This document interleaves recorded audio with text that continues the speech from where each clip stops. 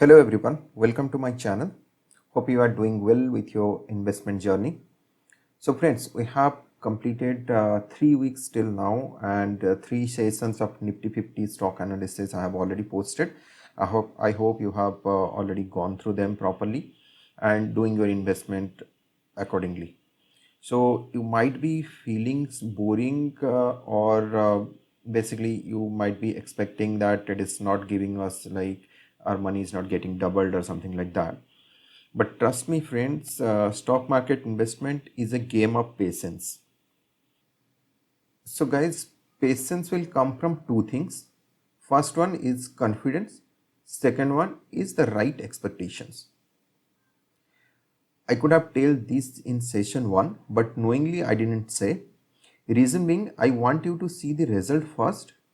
Confidence तभी आता है जब आप खुद कुछ एनालिसिस करते हैं, कुछ देन उस एनालिसिस के हिसाब से आप अपनी ट्रेड्स को एग्जीक्यूट करते हैं, देन उसका जो पॉजिटिव रिजल्ट आता है तभी आपके अंदर वो कॉन्फिडेंस बिल्डअप होता है. किसी दूसरे से आप कॉन्फिडेंस कभी नहीं बिल्ड कर पाएंगे. borrowed conviction is never going to work in stock market or in any trade, any area, whatever you say. अब दोस्त को साइकिल सीखते हुए या साइकिल चलाते हुए देख के आप खुद साइकिल सीख नहीं सकते जब तक आप खुद साइकिल पे पेडल नहीं रखते हैं. So this is the same way. किसी से आप स्विमिंग कोई ऑनलाइन वीडियो देख के आप स्विमिंग नहीं सीख सकते, आपको खुद को पानी में उतरना पड़ता है. तो सेम चीज़ यहाँ पे आप खुद कुछ एनालिसिस करो, उसके हिसाब से ट्रेड लो, तभी जाके यहाँ पे कॉन्फिडेंस बिल्ड होता है. सेकेंड थिंग क्या बोला मैंने कि expectations. We should be having the right expectations. Usually जब हम बैंक में पैसे डिपॉजिट करते हैं या कोई भी स्कीम में पैसे डिपॉजिट करते हैं, it can give you 6 to 8 और 10% max to max 10% return, right? But when you are coming into stock market, you are expecting that you will be getting your money double overnight. So it is completely a wrong expectations. So वहाँ पे अगर आप max to max 10% return expect करते थे, या यहाँ पे आप 15% रिटर्न एक्सपेक्ट कर सकते हो. If you are making money of 15% per annum, then also it is a very good return. It is considered very good return. Okay, so right expectation यही होता है कि स्टॉक मार्केट में आपको 15% या उससे थोड़ा ज़्यादा मिल जाए. बट हाँ, अगर उससे बहुत ज़्यादा मिलता है then you will be delighted. But हाँ, अगर उससे ज़्यादा नहीं भी मिलता है then also you will remain happy because you have expected that you are going to get 15% money at least. ठीक है, तो इससे आपको ये होगा कि आप जो 5 to 7 या 10% जैसे ही देखते हो आपकी पोर्टफोलियो में, तुरंत आप उस स्टॉक से एग्जिट ले लेते हो. तो ये जो साइकोलॉजिकल इम्बैलेंस होता है, ये चीज़ें कंट्रोल हो जाएगी क्योंकि आपको प्रॉपर एक्सपेक्टेशन आपकी पता है कि मैं 15% ही रिटर्न लेके जाऊंगा. और जब ये चीज़ें आप बार बार रिपीट करते रहते हो तो आपको कॉन्फिडेंस भी बिल्डअप होता है. तो ये दोनों चीज़ें मिला के आपकी फिर पेशेंस डेवलप करती है. So it will be a long process and it will take time. Alright, so हम स्टॉक इन्वेस्टमेंट बेसिकली कैसे करते हैं? It has 2-step process. For me it is at least two-step process. Choosing the right stock. How to choose the right stock? That is fundamental analysis. Then choosing the right stock at the right time, means entering and exiting from a stock at right time. That is taken care by technical analysis. So whatever stocks I choose to invest, I always do fundamental analysis and technical analysis. So friend, you can comment me if you want to learn fundamental analysis. If I get more comment in the as a request, I will record such sessions and share with you. Probably it will take 3-4 sessions to complete all the fundamental things. So मैंने ये series क्यों start किया था कि Nifty 50 stock analysis, why not Nifty 100 और Nifty 200 और Nifty mid cap? So reason being, you can't go wrong in picking fundamentally bad stock. Okay, so because Nifty 50 is an index which has been set by NSE. NSE has its strong rules, regulations, etc. to choose the best stock out of more than 6,000 listed company. So it has chosen market leaders in various major sectors in India. So whatever you are going to pick from Nifty 50, you cannot go wrong.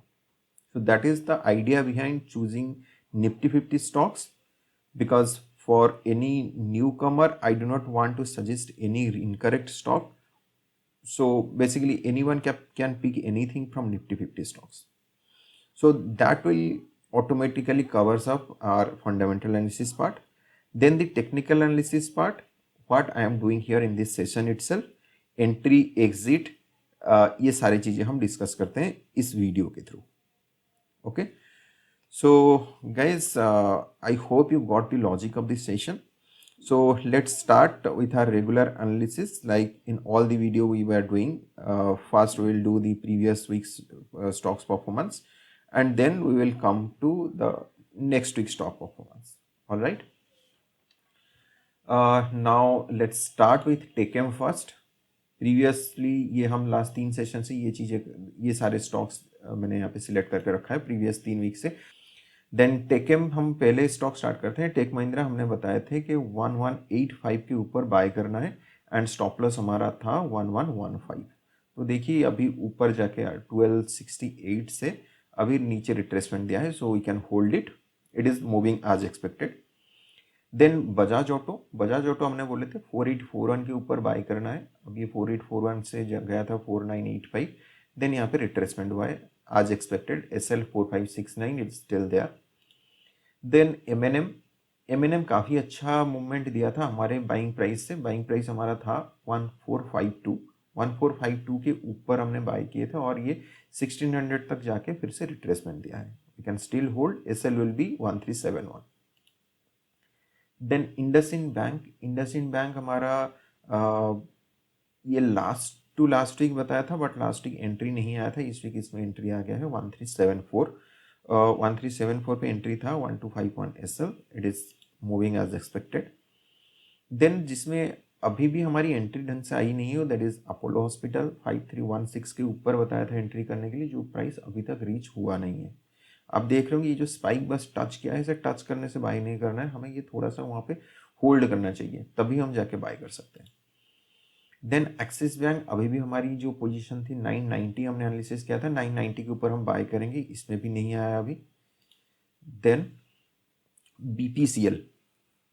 BPCL में भी अभी entry आई नहीं है. 398 हमारा buying price है. Will wait. Hero MotoCorp, इसमें भी entry नहीं आई है अभी. 3212 के ऊपर हम बाय करना चाहते थे. तो ये रहा जिसमें एंट्री अभी तक अवेटेड है. नेक्स्ट इज JSW स्टील, जिसमें लास्ट वीक हमारा एंट्री बन गया था. मैंने बताया था 807 के ऊपर बाय करना है.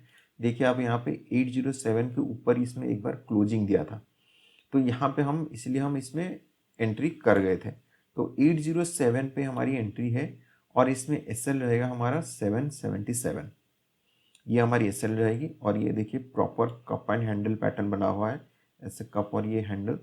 तो it has a huge chances to break out from here. अगर ये ब्रेक डाउन करता है then we will have to exit at 777.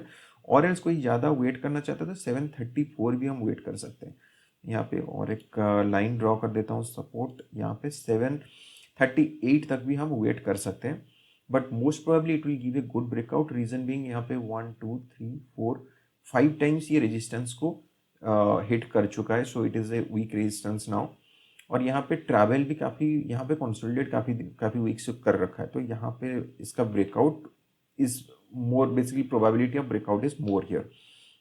So it can be a very good stock.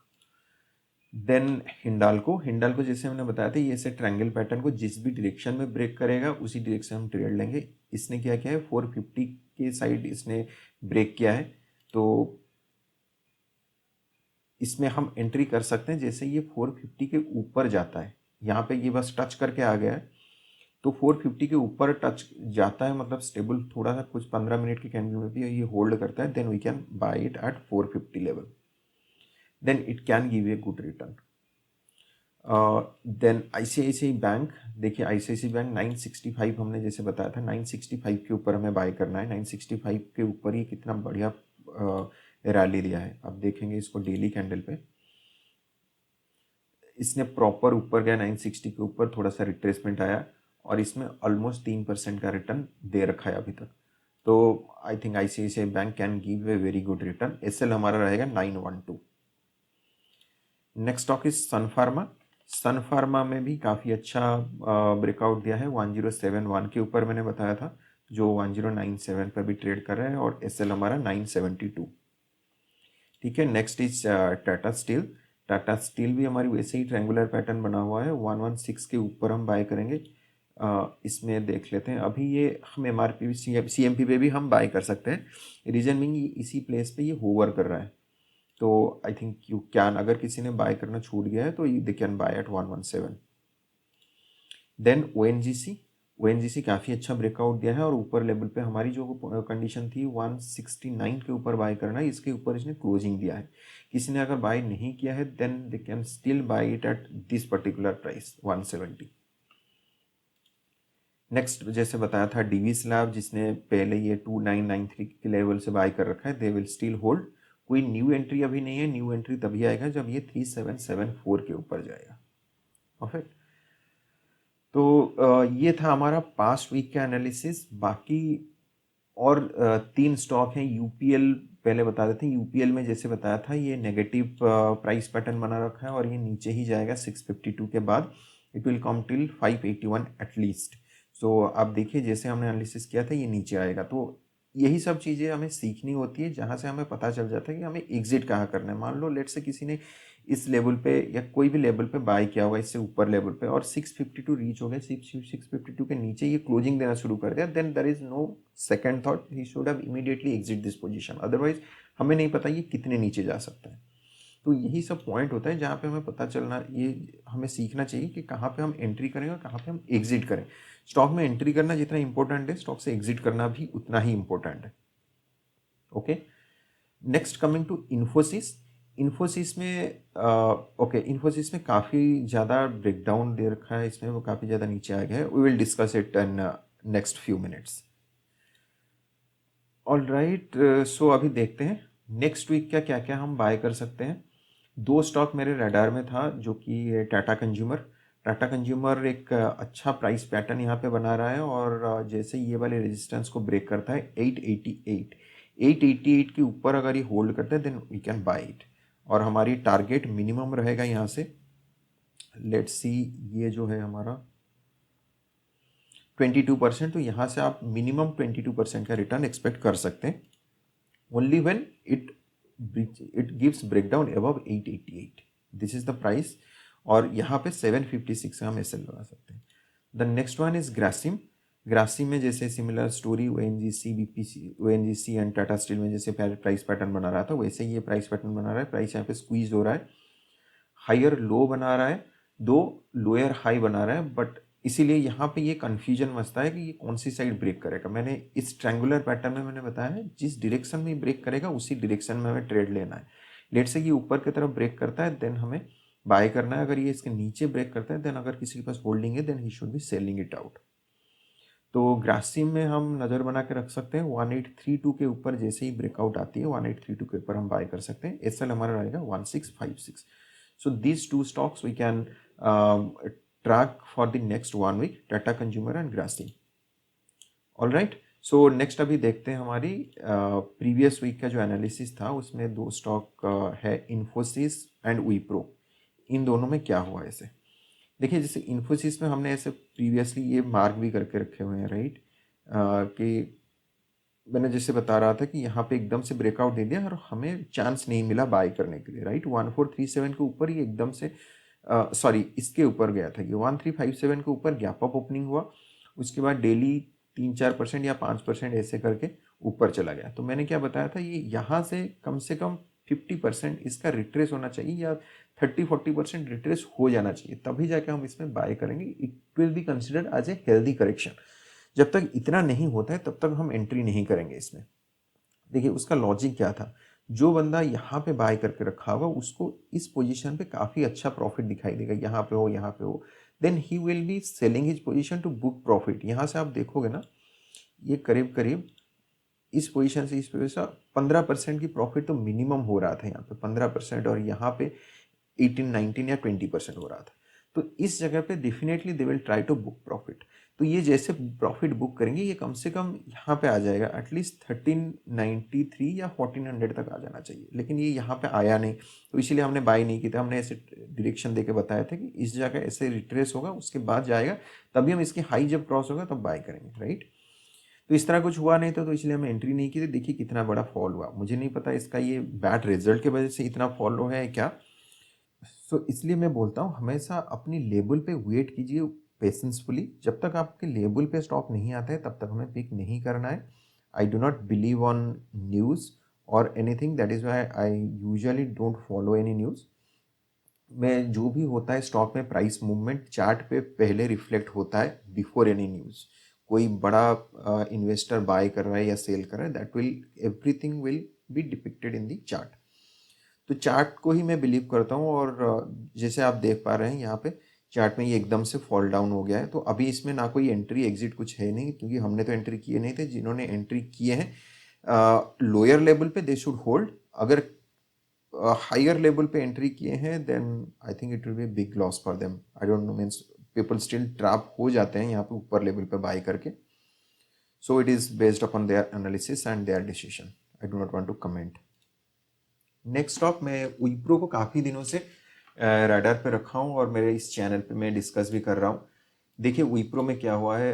Wipro में एक ऐसा स्टॉक है आईटी में, पूरी आईटी स्टॉक डाउन ट्रेंड में चल रहा था, उसके बाद काफ़ी अच्छा रनअप अभी जस्ट स्टार्ट हुआ है. और विप्रो ऐसा स्टॉक है जो अभी भी नीचे लेवल पे है, even if Nifty 50 is at all time high. यहाँ पे देखिए किसे राउंडिंग बॉटम टाइप का बना रहा है. अब हमें क्या करना है, पहले हमारा टारगेट था कि 445 के ऊपर बाय करना है. अब मुझे ऐसा लग रहा है लास्ट वीक की जो कैंडल है, ये देखिए ये एक नेगेटिव कैंडल बनी हुई है. यहाँ से प्राइस गया तो है 425 तक, लेकिन वहाँ से फिर से पुल डाउन आया हुआ है. तो यहाँ पे हमें क्या करना पड़ेगा, हमें ये वेट करना है कि ये इस कैंडल के नीचे अगर 400 के नीचे आता है देन हमें कुछ नहीं करना, वी विल वेट जब तक ये 425 ब्रेक नहीं करता है. अगर हो सकता है मंडे वाली सेशन में यहाँ से स्टार्ट होकर 425 ब्रेक कर दिया then immediately we will enter at 425. Otherwise we will wait. हो सकता है यहाँ पे ये फिर और कुछ दिन टाइम पास कर ले तो हमारा पैसा यहाँ पे ब्लॉक नहीं होगा. तो we will wait till it crosses 425. अगर जैसे ही 425 क्रॉस होता है हम उसको बाय करेंगे. एसएल रहेगा हमारा 377. और यहाँ पे देखिए दोस्तों कितना अच्छा यहाँ पे रिस्क टू रिवार्ड है. यहाँ पे आपको रिस्क अगर इसी लेवल पे आप बाय करते हैं, आपके रिस्क रहेगा यहाँ पे 11%. अगर कोई ज़्यादा रिस्क लेना चाहता है 350 तक भी आप रिस्क रख सकते हैं. यहाँ पे भी 17% ही हो रहा है. और इसके एक्सचेंज में आपको रिवार्ड देखिए क्या मिल रहा है. पहला टारगेट आपको मिलेगा 44% और सेकंड टारगेट मिलेगा आपको 70%. कम से कम यहाँ पे 70% का रिटर्न मिल सकता है, वो भी निफ्टी 50 के लार्ज कैप स्टॉक्स में, which is more than enough. हम एक्सपेक्ट कर रहे हैं, हमारी राइट एक्सपेक्टेशन मैंने जैसे बताया 15% should be our right expectations, but 70% यहाँ पे मिलने का चांसेस है, which will cover up our rest of the stocks. So इस स्टॉक को आप नज़र पर रखिए. जैसे 424 ब्रीच होता है we should be buying it immediately. There is no second thought. So guys, this was the weekly analysis for Nifty 50 stocks for coming 1 week. Hope it is adding value to your investing journey. If it is helping you anyway, do like, share and subscribe to my channel. And if you have any doubt, queries or suggestions, do let me know by commenting in this video. Thanks for watching. Goodbye.